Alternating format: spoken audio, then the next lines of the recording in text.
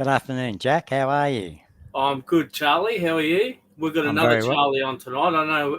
I don't know where CJ is. He said he was going to be on, but no, knowing CJ could be anywhere. He travels a bit for work, like Yeah. I do. But yeah, he did say he was going to be here, so hopefully he gets on.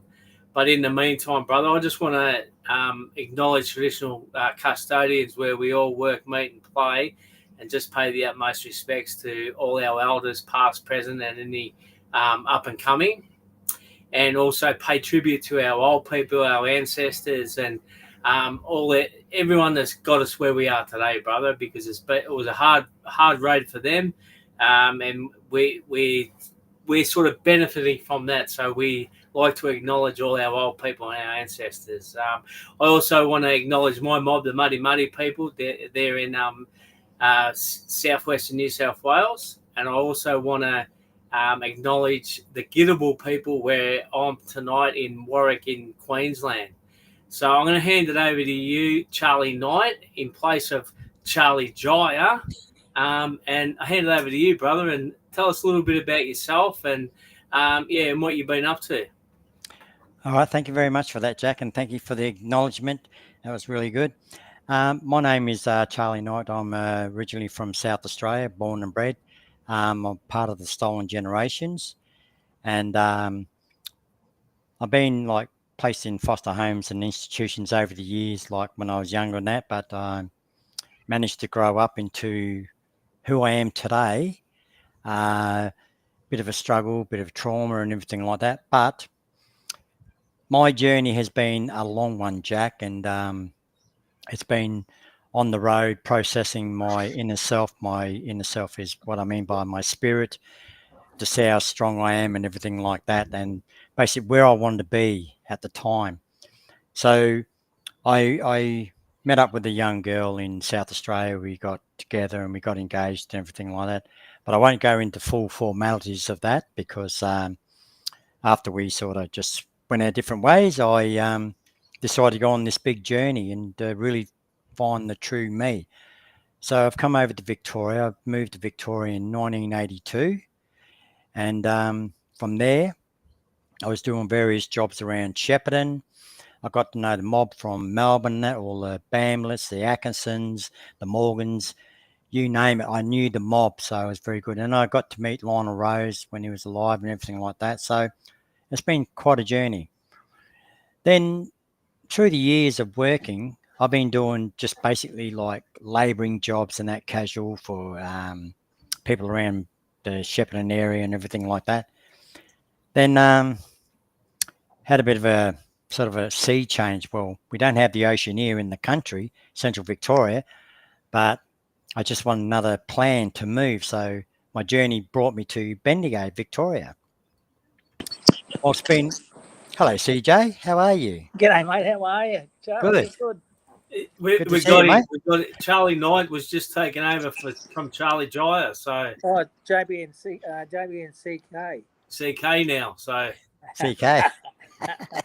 HIJK. Yeah, well, you're going down the alphabet. No worries, mate. No worries. Yeah, really good. Good to see you. Yeah, good to see you, mate. I've been watching a few of the shows that you and Jack been putting on, been listening Oh, to you guys, so it's been really good. Yeah. yeah. So I was just explaining, talking to Jack about my journey where I've come to at this time. So as you know, CJ, I'm from South Australia, Nuttungerry on the coast there of South Australia. So we go from Bowendick up to Kingston for the Nuttungerry Nation starts, over to Ghana, over to Adelaide, South Australia, then all up the Riverland, right up to Mildura. So you're going through like Loxton, Berry, Waikerie, all of those places. You might have been there over the years or visited there at times. And also over the west coast, like Ceduna, Coonamble Mission, Yalada Mission, everything like that over the times. So I was just explaining to Jack that my journey has brought me to Victoria in 1982. So I had a few casual jobs over in Shepparton in the Yorta Yorta country and got to meet a lot of the Aboriginals from there, the Indigenous population. So I got to meet all of them. They got to know me. So I was talking about the Bamlets, the Atkinsons, you name it, the Morgans, all of them. So I really got to know everybody. And then my journey brought me over here to into Bendigo. So doing a lot of jobs as well. I've been security guard at with Chubb on the wharfs in Melbourne. I've also been Puckapunyal when they had the 9/11. Remember that year that the towers went down? So I was a security guard up there, senior, and back and forwards to Bendigo. Um, I've got a beautiful wife of 30 years. We've got a daughter. She's 27 this year. I also have a son who's 39, but he's 39 at the moment. He's 40 this year, and that's from a previous de facto. And he's married. He's got two children, so he's got a pigeon pair, a boy and a girl. Really happy for him. And he lives down near Melbourne, near Sunbury, in Sunbury there, Diggers Rest and all down that way. Oh, yeah, yeah. So yeah, been doing a bit of like traveling to see him. And that he comes up and sees me, and I think his son's going to be a great basketball player. He's going to be the next Paddy Mills, I reckon, playing basketball. He's really deadly. So yeah. So with this journey I'm on at the moment, I've been, as I said, security and that. Then I seen this position advertised for Bendigo and District Aboriginal Cooperative, and they wanted a medical driver. So because I'd done a bit of truck driving and everything like that, I decided to apply for it.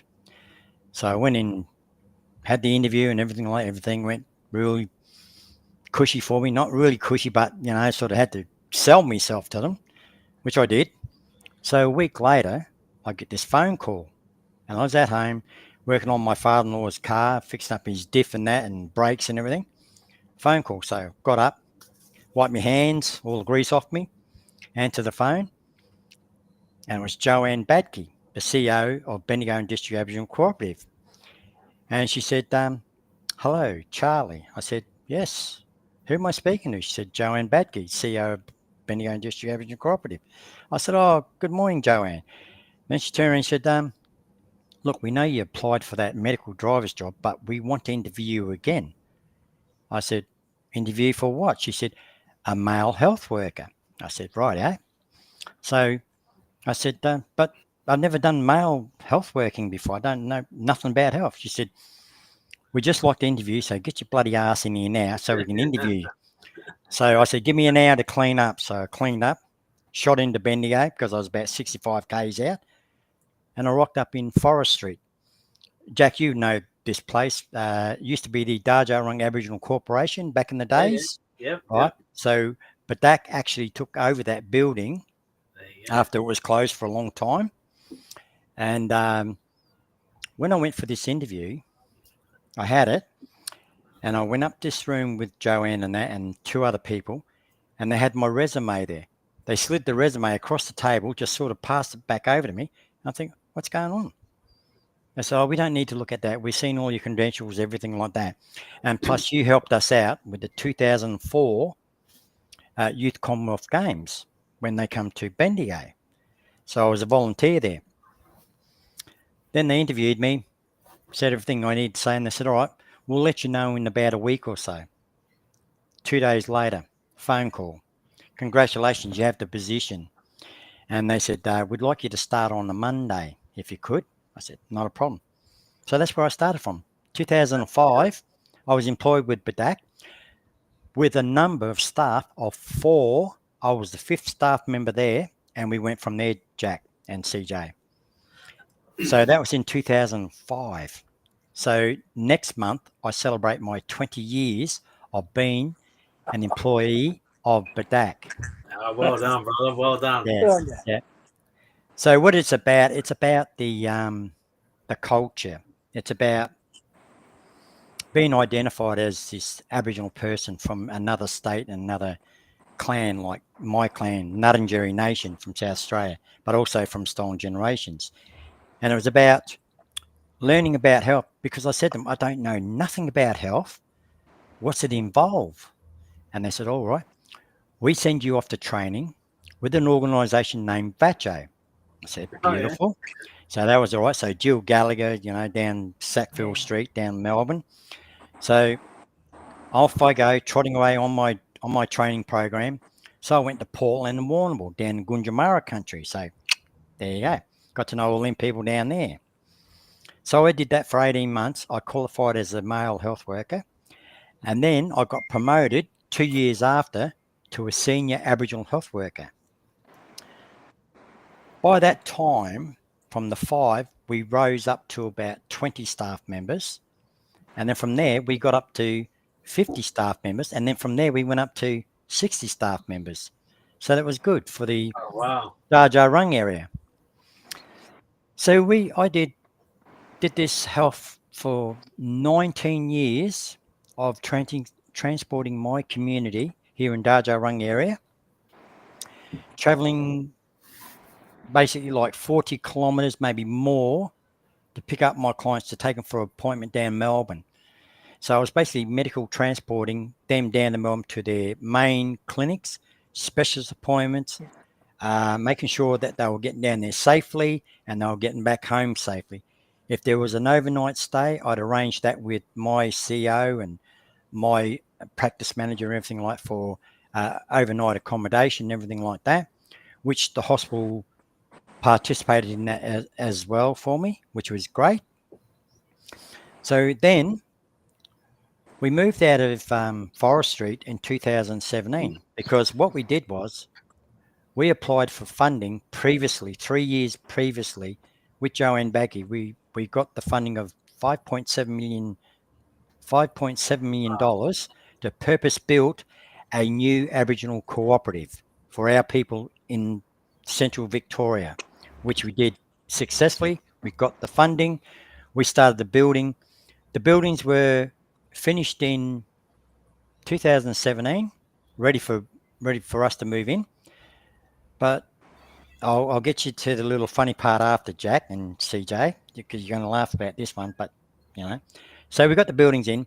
So we moved in to our new premises, which is at Prasses Road, a 2-minute drive for me from where I live to the organisation. So we moved out of Forest Street. So when we moved out of Forest Street, we leased the building back to Darjarrung Aboriginal Corporation. So they use it for their stability, environmental activities and everything like that, and for their community. So while I was in Prowses Road in 2017, a position come up for an ITC outreach health worker. CEO approaches me. Let me think about it. Dallas Whitcomb, you might know him, Jack, from Nacho. He's on the board and for Vacho as well. He's our new CEO now of Bendigo and District Aboriginal Cooperative. So you'll get to meet him when you come down here and see us. So he asked me the same question. I stalled them for 3 months, like had them on hold, like you got a little piece of string and the carrot hang on the end. That was like that. So I held off for 3 months. Then he finally come back to me and said, Unc. I said, what? We need you. I said, okay, let's talk business. So he went over, seen the CEO. I talked money straight away. I got what I needed, and they were happy with it. So I did this from 2017 right up until last year, April. I did the health outreaching. I did a magnificent job. I was an advocate for the whole community.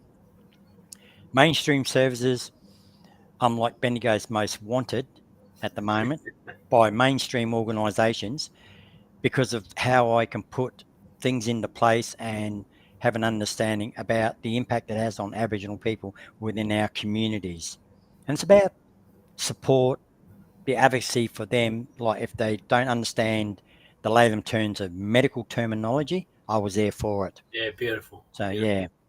Hey, can I just jump in there, Charlie? Yeah, go for it, mate. I just want to ask you about the impact that COVID had on you and your community down there, and how you guys went about it. Well, when that happened, Jack, I just come back from me and my wife. We just come back from the Philippines, and when that impacted on us here in Victoria, the six lockdowns was horrendous, and it was mentally draining. So all the staff members that worked at Badak, they were asked to go home, work from home with their laptops, and there was like a skeleton staff, but they had to wear masks and everything like that.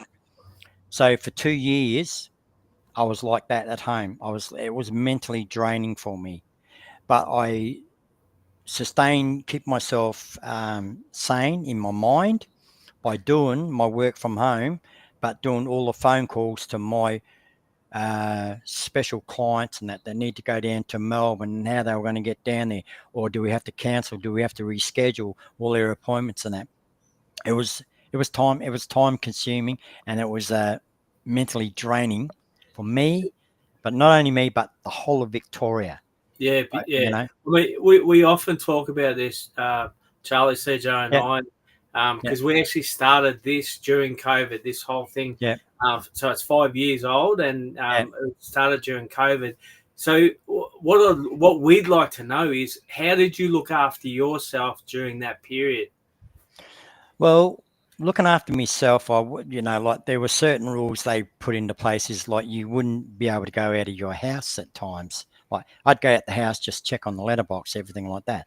To take my dog for a walk was highly impossible because I had to be home and be with my dog and everything like that.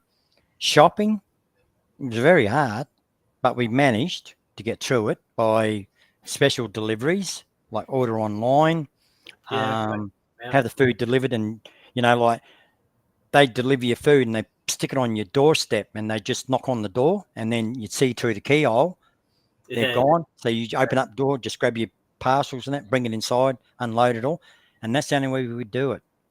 But we were still getting, like phone calls from clients. Oh, I've got an appointment with so and so, and we keep telling them and explain to them, sorry, but the medical clinic is not open, and the whole state of Victoria is in lockdown. yeah, And yeah, it was yeah, very devastating, Jack. I mean, really devastating. I can imagine all the family members basically around and like all surrounding areas of regional Victoria in the same perspective as us, But 6 times, couldn't handle it. But we managed. But that's why I got grey, I think, being at home. So, uh, but we yeah, managed, Jack. We got through it.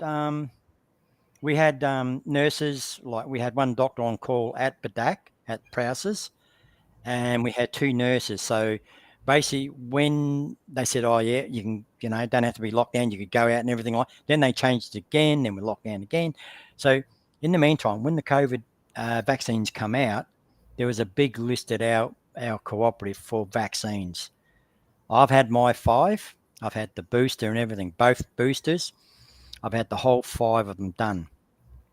So, and I mean, it was especially important for our community to stay well, but we always make sure that the skeleton staff would pay a visit to them, and they'd go to their houses and they'd stand just off their step, like they knock on the door or ring the bell, and they'd stand off their step and they just yarn to them from the doorway, making sure everything was okay. Had they got enough essential stuff like groceries, or do they need something from the chemist or anything like that? Our workers were there, so at yeah, all beautiful, times, and we were just a beautiful. phone call away from them. And sorry to say this, but there were a few passings in the community through the COVID period, and it was very sad for all of us. But we did pay our respects to all the families that were, Yeah, in the area and the surrounding areas of Victoria. So yeah, it was very hard for us. But I'm glad we got back to work. But it was just like, now, what was my position? Yeah, you sort of think about it because it's a yeah, mental blank. It was just a yeah, mental blank. yeah, But everything's back on control. But we still are aware of that. We do hear a few cases of COVID still yeah, yeah, definitely. ramping around here. We've got to be very careful who we associate with, like, and talk to and everything like that. I believe we have an outbreak at the moment of measles down here, Yeah, I which, heard that. yeah, it's a very bad case at the moment coming in Bendigo. So, yeah, we're copping it all from left and right, mate. Yeah, And definitely. travellers, I mean, go away for your holidays, but you're coming back and you're bringing something back with you. Well, how do we protect our communities?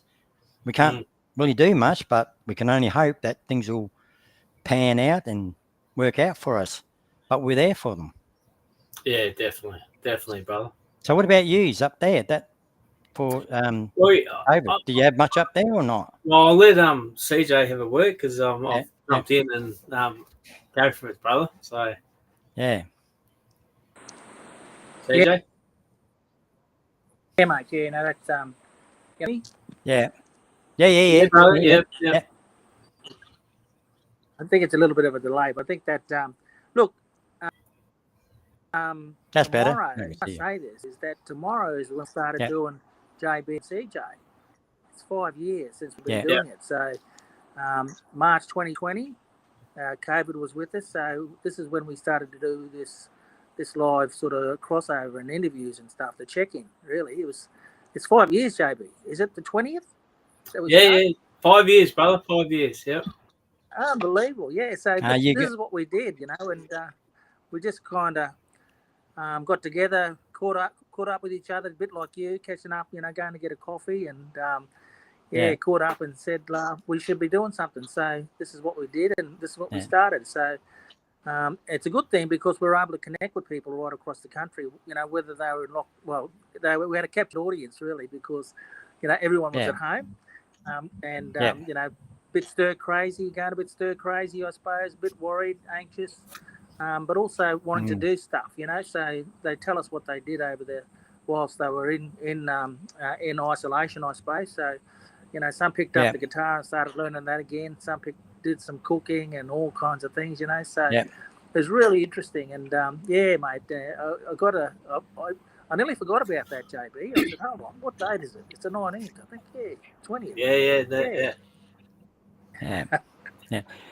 No, I tell you, you guys have like I've been watching your programs, on the Facebook and everything like that, and been listening and that to you guys talking to Jan and to other fellas from around the place and everything. You guys have done a wonderful job, and I tell you what, if it wasn't for you guys, well, us fellas here, like us, well, I say us old fellas, but mainly the community, would not be where we are today if it wasn't for guys like yous, having this session on the Zoom.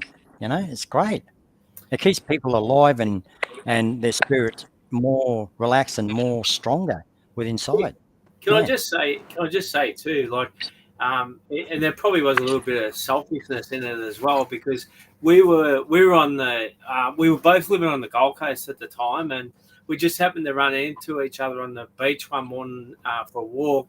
And like I must say that we didn't have it anywhere near as bad as what you fellas did down there. And we really felt for the whole of Victoria for how locked down and how much it did for mental health and and those sort of things.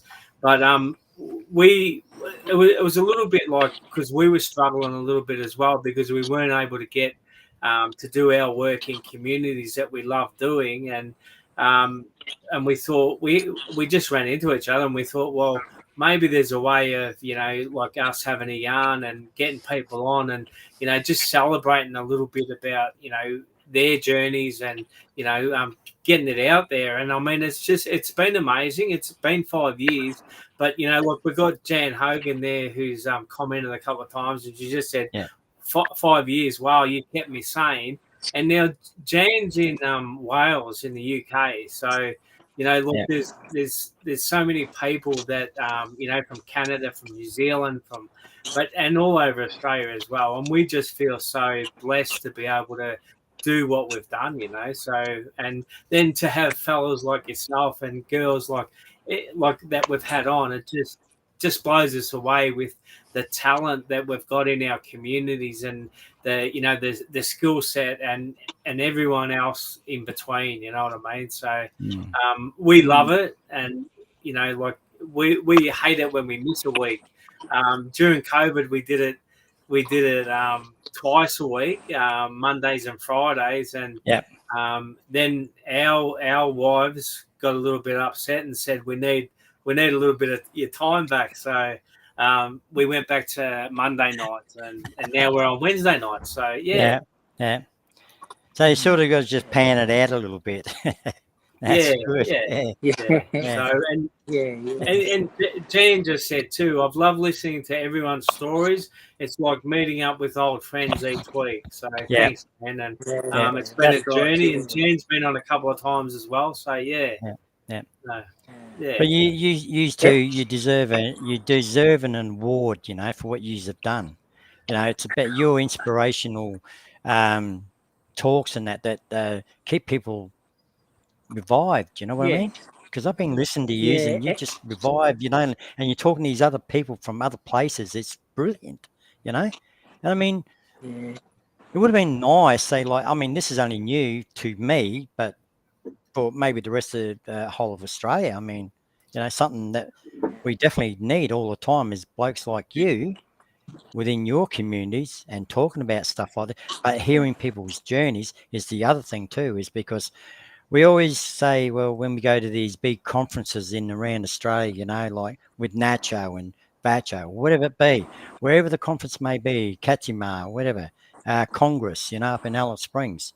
So I've been majority of them. I'm a member of nearly each one of them, you know, like been on their committees and that and talking about different things and that. Always raise my hand up to ask a question, you know, or what could be done better for what the impact it has on us as Aboriginal people.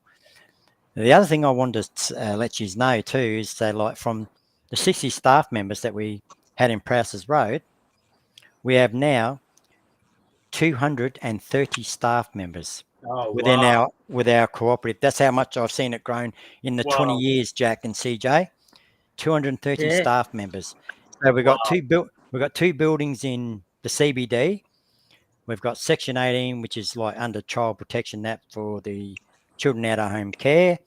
They're in cahoots with not cahoots. I mean, they're working with DHS, but yeah, I think BDAC has the authority over DHS in regards to where these children are housed and everything like that. So we look at Aboriginal families who would like to be foster parents to these little Aboriginal kids and that, and successfully there are some of the families that are doing it, which is great. yeah, And my wife, my wife's cousin, she does that as well. You know, like kids in out of home care, because she works in Anglicare care and that. She does that. She's non-Aboriginal, but she does it for a good cause. Um, so we've outgrown our organisation. I can say that we've outgrown it because we're in the midst now. We had a meeting this morning in regards to, well, who's going where and what buildings are they going to go into. So Maya Street is leaving from their building within a month. Queen Street, I think they might be staying where they are in Queen Street. That's the drug and alcohol workers, social emotional wellbeing workers, and everything like that. The SEWB workers, all of them. We have our Connecting Communities program there. That's with the elders and everything. And then over in Prouses Road, we have our new early learning centre, which is for our next generation of children, little Burrais and that over there. So we've got that. That's a state of the art project that was. And then we've got 99 placements for them. So it's big over there. So you'll see all this, Jack, when you come down. And with our medical centre, that was at what was that? 7 point something million dollars that we got funded from federal government. Another purpose-built building. Now, a bit of a laugh here. When they first built the buildings and they designed it, you'll sort of get to know a long neck turtle, right? yeah, We're talking Darja Run country. yeah, yeah, Bunjil, the Mm. yeah. Wa is their totems. Long neck turtle going on Darja Run country. So all we've got there now is just the three legs of it. The buildings like Oh the boat yeah, Oh wow. turned upside down, right? So they didn't continue with the rest of it because they found out that, oh, hang on a minute, we've made a mistake. This is Darja Run country, the Bunjil and the Wa. So they left it. That was all right. Then they planned the next building, which is where all of our cars were parked in the middle of the company cars. So they measured it out, everything like that, spot on. So when I said to you, Jack, go on that website of ours and you'll Yep. see that building, you know what it looks like. Yeah, 100%. Yes. Yeah. But it's nearly finished, so we should be in it by July this year for the grand Beautiful, opening. Yeah. Yeah. beautiful, brother. So yeah. Yeah. And even you, CJ, What a you should great be able to come down. organisation. Jeez. Yeah. Well, Yeah, no. like we just we what the community, the population of the indigenous families here. When I started was up to about 4,500. Don't Mm-hmm. quote me on that, but I think it was about then. But now we've got more. We've got people coming from Noongar country. We've got people coming from Queensland. We've got people from New South Wales moving in. We've got people from South Australia moved in. So we've got all these families coming from all different directions. But we, as an Aboriginal community controlled health organisation, so whoever who wants a service delivered to them, we will deliver that service to them. And we welcome anybody to our cooperative. We've got refugees coming there. We've got non-Aboriginal people using our services with our doctors and everything like that. And it's brilliant. And it's just, Yeah. and it's still growing. We've got another, we Yeah. put another 2 staff members on this week, and we've got another 6 to put on next week. And I said, where are we going to put them all? I'll find a spot. Yeah, so Beautiful. Yeah, I'm looking. you must feel really proud about, like being part of that. Like as you said, when you first started, there was 4 or 5 staff, and now you got over 230 or whatever it is. I mean, it must feel amazing to you to it is be part of that journey. So I think it's my saying is that, and I'll say this to a lot of people. I've said it over the years: is that what was taken away from me is I'm giving back through my mind to them, and what I've learnt throughout my training and that's what I've done. And I think what it is for me is also it's been passed down through my ancestors. It's passed down to me because I can remember one of my uncles saying to me in 2009, he said, "You're the one," and I was trying to comprehend what he meant by that, and now I know what he meant by it. It's me giving to the people and supporting them and advocating on their behalf. And I've got a lot of recommendations like from mainstream organisers. They want me to talk about health. They want me to talk about the stolen generation. I've done lectures in schools, the university. I've helped the med doctors, like year 3 students and 4th year students. I've gone to Monash University and I've talked about the impact of what it has on the Aboriginal health. And they've loved it and they've learnt a lot from what I've explained to them. And I said, you ever want to go work in an Aboriginal organisation or cooperative? Go right out in the outback. Go up there where our people need it the most because they need that support. They need that looking after them, their well-being. You got the renal dialysis by satellite and everything like that. You got the what else is it? The diabetes, and you got the eyes and everything like that. When I went to Congress in Alice Springs, the first year I went up to Alice Springs and I witnessed it for myself, is the Aboriginal people there suffering from renal dialysis. And it brought a tear to my eye because when I heard the youngest person in Alice Springs to have renal dialysis was 10 years old. Yeah. It brought tears to my eyes. And for what they've got up there is through their paintings, their advocacy, what they've got people up there advocating for them and everything. But it's their paintings that actually buys their equipment for their renal dialysis and everything like that. Now I understand they've got a second bus now running around through the outback for all the Aboriginal people, the population up there. 2 buses now. They're looking for a third one now, which is good. Beautiful. Yeah. And I think that's a success story for Congress up there because they do a wonderful job. And I mean, right across the board, I think it's 168 community-controlled health organisations within the whole of Australia. We're all doing a fantastic job for our communities, whether it be through floods, fire, cyclone just recently. Yeah. We've all got to band together and like that. So from down here, we're thinking of the people up, all you guys up there. You know what I mean? Yeah. Yeah. No, it's beautiful. I mean, and that's part of it too. I mean, Yeah. CJ and I often talk about this about it's about people coming together to work together to help Yeah. the future generations. That's what it's about, brother. So Yeah, it is. Yeah. I do And congratulate JB, you on. it's that. Yeah, JB, it's all about that community solutions as well. You know what I mean? So, what we just heard around, in Alice Springs, especially, what they did with their paintings to be able to get the equipment to, Yeah. provide healthcare for, their people. It's Yeah. just amazing. Yeah. Yeah. And Yeah. the surprising fact about that is it's about how many non-Aboriginal people from around Australia, because we know that Northern Territory went into intervention for a reason, everything like that. But Yeah. we sort of want to sort of just throw that to the side a bit, and we think of what's happening now within Northern Territory, but not only just Northern Territory itself, but other states as well, is what these non-Aboriginal people are doing for our people, what they are doing. Like nurses. Okay, forget about the big smoky situations, the cities and that. Go out and look at what's happening out there and see it for your own eyes, because everything they see is not a myth out in the country and out in the rural outback. It's facts and fair income stuff that's happening and the impact it has on Aboriginal people in their health. Mm. So, you know?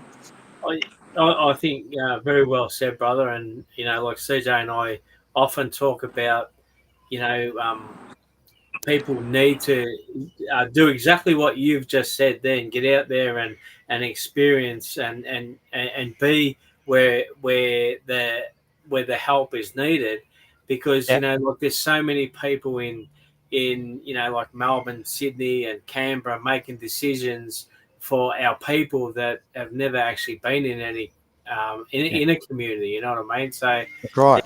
it's a hard one. You know what I mean? So it's and like the work that you guys are doing in Bendigo is just amazing. So Was also, I forgot to mention too, we've also got a men's shed. Now, this men's shed started off with me when I was in Forest Street.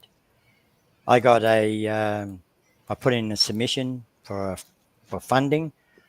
I got a funding of $35,500, but at that time we didn't have anywhere to go for the men. We used to meet up in the back, or yep. go down to the lake and have a barbecue or have a coffee or something. But $35,000, I said, now what are we going to do? And I was thinking about it, and I asked all the men. I had close to 40 men in the men's group. I brought them shirts, everything, got them made up, everything. Called them Jambi Men's Group, which was Oh good. yeah, So yeah, the brother, yeah. we got that. So the men's group went for at least approximately, I think, 2 years, and not really place to go and meet properly, and very culturally appropriate. So I handed the money back, being responsible for it, and in the ties of it. I handed it back, and they said, "Look, if you ever need funding again, just get in touch with us." Now, this was through domestic violence, the funding in there. I got it through that. So 2 years passed after that. We got more funding, but I had help with two other staff members. We managed to get it. And when we heard about the purpose-built building going up out at Prowse's Road, I said, that's where I want the men's shed. Bang, we got it. Boom, there's the men's shed. Up with the buildings as they went up. And the men are very happy with it. So they've been on little tours and that. But I've been mentioning about your group up there and where you are, Jack. I would like to see the men get, I'll help them with it, get a bit of funding and do a trip up to your country. Go Well, up there with a group. well, now that you've said that, brother, I mean we have got one of our gatherings coming up in May, actually. Up Yeah, at I've already mentioned it to them and I'm yeah, still pushing for it, that for could be them a to go for it. Yeah, good opportunity. yeah. Look, even if I ask my managers, my new managers now, I'm sure they'll let me go. So, once they get to meet you, Jack, you'll be right. Bit of sweet talk. Yeah, Uh, yeah. So They come, mate. they might go the other way, brother. You never know. Don't know which way direct. But all the new staff that come aboard, I'm the longest serving staff member. And then you got Uncle Ali Charles. He's from Shepparton, Yorta Yorta mob. And then you got Jadine Berzicott. She's a young female health worker, but she's now a clinical practice manager. She's Oh, been yeah. there. This is her start of the 17th year. So there's three of us. We call it Yeah, three wow. amigos, the originals. Yeah, So wow. everybody else is new to the organisation. How good's that, eh? Well, we didn't want to see it fold or anything like that. We wanted to keep it going. So they put out the feelers, and here we are. Now we've got another comment here too, Charlie. Yeah, mate. Both Charlies. Deb Doherty just said, Charlie Knight learned so much from you tonight. So Thank you very much. Well Thank done. you. Thank you. That's it. Now I have got another question for you, brother. Yes. How did you guys go with before the referendum and after the referendum, and how has that impacted? Good question. When it's first eventuated and when it started unfolding and everything like that, and with the referendum, we all know that the referendum was given to us give us the rights to vote as any other people do. 67. Yep. So the referendum was put in. The Constitution that stated in there that we were for flora and fauna at the time. There was a statement in there. Yep. All right. Now, I don't know if that, I think it still holds in there. I'm not 100% sure. Don't quote me on it, but I think it's still in there somewhere. Or that I don't know when they've changed it. I don't think they have. But anyway, had a bit of an impact on us because I really honestly thought that, yes, we might get away with it. We have the yes vote and everything like that. But you got to think of how suddenly it happened. It come on too quick. There wasn't enough. I don't think there was enough there for our people to actually say something. But I know other states have just like that. And, I don't really want to comment on what other people thought about over in their states and that, because all I know is that a lot of Aboriginal people went the other way. Yeah. I sort of just couldn't understand it. I think, well, hang on a minute. We're all as one. We stick together, and we did have the rights to vote and everything. But I do understand that a lot of people do have their views, and so be it. If they want to have their views and have their say, I'm not going to hold it against them. But there are people that have their beliefs in what should be done and how it should be done and correctly, but with a good audience, say like, all right, let's all just go to Canberra, sit up in the galleries there like that when they had the Stolen Generations apology and everything like that. Sit up there, but have a spokesperson that's going to talk the layman terms that we understand more better for ourselves and explain it to the broader communities of non-Aboriginal people and what it means to the Aboriginal people. That's how I look at it. I don't know what your views are, but that's my way. I can only speak for myself, and I don't speak for all Aboriginal and Torres Strait Islander people.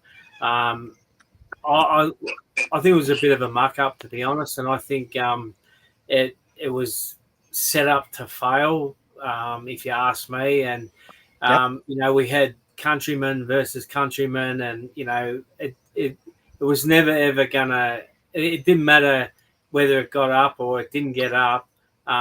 It was always going to mean the same for like us all, the work that we do and those sort of things. But I just don't think that it was given the right promotion. As you fellas know, we do a lot of work in remote communities.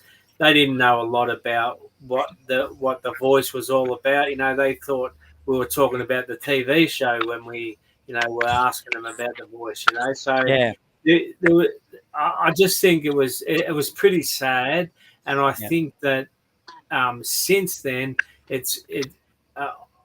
I might be talking out of turn here, but I think that it's actually Australia's got a little bit more racist, if that's possible. And I think it gave people a bit of a chance to be more racist, I think. So Yeah. Well, we copped a lot of it here in Bendigo with the racism and everything like that, down the main street and everything like that, which is atrocious. Um, a lot of people seen the BDAC uniforms, like the emblem like that, and it's got that on there. So you're looking at the family services, you're looking at the Section 18. The girls were walking down the streets, but they had to have the men with them, walk beside them, so yeah, nothing would happen. There was abuse, everything, because where they had to walk from to get their cars and that at the time, they were getting abused all the time. So we had to sort of put an end to that. Our CEO had meetings, and our board had meetings with the members of parliament and everything here in Bendigo to sort of sift this thing out and sort of like we're not gonna go down this avenue and say, well, we can't have this. It was the same as like when you're talking about the football, but this was just yeah, out of hand. It was just yeah, police present at the time, very minimal, very minimal. But then you had these what I class as rednecks, mind the expression, but rednecks. There are some out there, and they're the ones that don't fully understand it. Is what we're about. You want to be racist, yeah, fine, but it's okay for you. It's okay for them to be racist to us. But what happens? The law is, you be racist to a non-Aboriginal person, you're going to get fined $10,000. You're going to end up in the clink, and what happens to them? Don't let it happen again. I don't understand it. It just happens. But we've copped racism over and over and over again, and it will never cease. It will never cease until, I don't know. It won't be. It won't. I don't know when it's going to end. They say like to close the gap as well. No one knows when that's going to close, but it's an impact on us, Jack. The whole thing. Yes, vote. See what happens. But they are talking about another referendum. Yeah. It was on the I don't know news who, last night. Did they say that? Did they? Yeah, they said there's another referendum coming up. I think it come from Dutton, and I haven't read the papers Oh, yet, right. but that's what I heard. Oh That's, my God. yeah. Yeah. So Yeah, I know. It was doomed at the beginning of it anyway. It was really, yeah, percent of the population or something like that anyway. So made by Aboriginal people wasn't going to, influence the result, if you like. But it certainly was, all the infighting, all the, watching, think about being outside of this and watching in and seeing how some Aboriginal were for it, some Aboriginal people weren't for it. So kind of give that kind of impression that we didn't know what we're doing, and we didn't know what we wanted. You know what I mean? So it kind of, people sort of took that as, they're infighting. You know what I mean? They're fighting about this now. Yeah. Right. So It was all and about. it fell apart right at the beginning when they didn't get bipartisan agreement. You know what I mean? The Liberals started to use it as a campaign for their next election. And they were just doing that just so they can get back in, I reckon. But anyway, it's all been done now. But I guess the thing about it for me was there were 5.5 million people that voted for it, in Australia. So to me, that's amazing that would happen because, we don't have 5.5 thousand Aboriginal people in Australia, million people in Australia. So obviously there's a lot of people out there, a lot of good supporters, I suppose, a lot of brothers and sisters that, are supporting, our history, our future history, which is we'll see with pretty that amazing, with that really. CJ. Yeah, with that CJ is in Bendigo. We had majority of our staff members there in their uniforms, everything like this was down at the fountain there in the main drag at Rosalind Park. But the amount of non-Aboriginal people that were there for the yes vote was absolutely amazing. Fantastic. Like, it was just, we're for them, like we're going with it. And then you get people going past, beeping their horns, like that. And we're just going like that, just waving to them. And then I think it comes into where there was a write-up in the paper and it was about, okay, this racism got to stop. It has to. Well, I'm learning to live with it at the moment. I think the rest of the people that went for the yes vote and everything like that, they're just sitting there calm at the moment. But the minute something's mentioned on television, oh, look out, it's all starting up again. So that's what I mean about the referendum. It was mentioned, but we're going to see what happens with that. See what's going to unfold for Yeah, all of us in definitely. the whole of Australia. I mean, it's just again. I mean, the two that we've talked about, COVID and referendum. CJ and I talk a lot about this. Like it's that fear factor that like we all work from the heart space, the love space, and when that fear kicks in, it completely overtakes the love space, the heart space, and it's so hard to get that back and overcome the fear because it just as we're seeing with COVID and then again with the referendum, I think a lot of that fear based it just goes so far to knocking out a lot of Yeah, things that yeah, good people are trying to do. And I do agree with both of you. I mean, there's so many good people out there that voted yes, and it's not everyone that is a racist, but it just seems to me that there's a lot of bigger mouths out there now since the referendum. So I always say Jack and CJ is, when it comes to the members of parliament and everything like that, and they're supposed to do their duty for us as taxpayers and everything like that, and as community, is when they start talking about selling off stuff and everything like that, to other states or anything like that, overseas and everything. I said, hang on a minute, look in your own backyard first. Have a very good look at it in your own backyard on what's going on in everyone's state. But the members for parliament, look at your state, look at it properly, address it, and fix the problem. yeah, yeah, There's no good them going into parliament, the different parliaments, like their states and that. You got the state parliament, you got the federal parliament. When they go in the federal parliament, deal with it, but do it in a mindful way and think before you even open your mouth. Make sure that what they're doing is going to be right for everybody in Australia. Make it just what it is. We unite together. This is what one yeah, of the elders told me here in Bendigo. We stood up one night at one of our NAIDOC dinners and he said, we can't be copping this all the time. We can't have this impact on us all the time. We, as Aboriginal people, Indigenous population of Darja Rung area, and our fellow visitors from other countries, like other states, are here with us. We all unite as one. And I say that for the whole of Australia, we yeah, unite beautiful. as one because that's what we do. Why do we have these big meetings, Nacho, Vacho, Congress, everything like that? We've got to try unite as one, but you have that one person speak for the whole lot, Yeah, the federal. beautiful, And that's beautiful. my point of view. Beautiful, brother. Beautiful. Now, I do have to ask you something else that divides us all, and it's Yep. sport, brother. The footy. I Well, see you got a storm jersey on there. oh yeah, like I like Melbourne Storm because my son follows it. So, but it's got our emblem on it, Badak. So Yeah, that yeah, was yeah. for when we do our health assessments, and it's the deadly choice. So 715s. Yep. yeah, yeah. So we've got all these deadly choice polos and shirts and Yeah, everything yeah, like that. yeah. So every Aboriginal person that comes in, or every child that comes in, has an Aboriginal health assessment. Yep. They will receive one of these as an incentive for having that health assessment. Yep. We used to give out essential vouchers towards food or clothing, whatever they need. But the kids love them. They just running around Hey, with their hey, shirts hey, on. They love it. brother, it's not only the kids that love them. It's the adults that love it Yeah, too. But the yeah. sports, I love my sports, and I do. I AFL. do. Who's I follow AFL? both. I follow both. Yeah. Who NRL in the and AFL? Carlton. Oh, good lad. Good lad. I'm a Carlton supporter, mate. One-eyed Good blue. lad.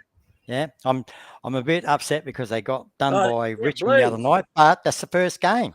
I said, give it time. They got run Well, you want down. to hear us at work? We, They got God, run down. we got all, Essendon. all, all three of us are the Blue Boys. So That's it. That's the way. Nice. We actually had that. What we do at our organisation, we do invite the AFL players to come up. We had Essendon a month ago. they don't count, mate. Three of the lads come up, had a bit of yarn there. But when Carlton come up, there was Jesse Motlop right there in front of my eyes. Old Jesse boy. Yep. Loved him. So I got photographs taken, everything like that. Good work, mate. Good work. Good work. And we had the whole team there. They were out doing their training. They went all the schools in Bendigo. They had Carlton players everywhere, and they were doing the little, the kick Oz kick for the kids and that as well, training and that. It was brilliant, mate. It was good. Oh, fantastic. So that's the second year I've stood with Carlton, and when I stood next to them, I looked like a midget. Yeah. Especially when Eddie Betts was here. Oh my God. Yeah, It was good. Yeah. Betsy. So my man cave, I've got me Carlton photographs up in there and that. Good on you, brother. Good and on my you. wife, she's Hawthorn. They won the other night, but she doesn't watch the game because they lose. Oh yeah, okay. So yeah, but we get on. I'm Carlton. I'll leave it to her. So yeah, it's good. Good work, brother. Good work. I mean, now we're going to see what's going to happen good. for 26 now, Jack. The Super Bowl, when that brings the gridiron here to Melbourne. Yeah. When that comes, I think the tickets are nearly sold out already. Oh, really? Well, they're starting to plan it, and it's going Really? to be at the MCG. Yes, the MCG it's going to be at. So watch this space on your news or in the papers there that you get up there, because it's coming to Melbourne next year. I'll have to rely on you fellas because I don't watch the news. So, well, what I'll do is I'll send you. Well, you can fly down and watch the game, couldn't you? Yeah, 100%. Well, it holds a lot in the MCG, mate. Hey, beautiful stadium, beautiful. So stadium. when it gets closer, I'll send you a message. All right, okay, both brother. of you. No worries.